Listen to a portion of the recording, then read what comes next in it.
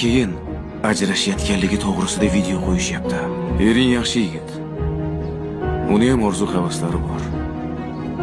Lekin seni orzularingni amalga oshiraman deb o'zini orzularidan voz kechib yashayapti.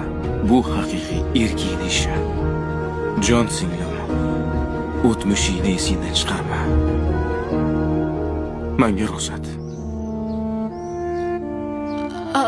To'xting aka. O'tir, o'tir.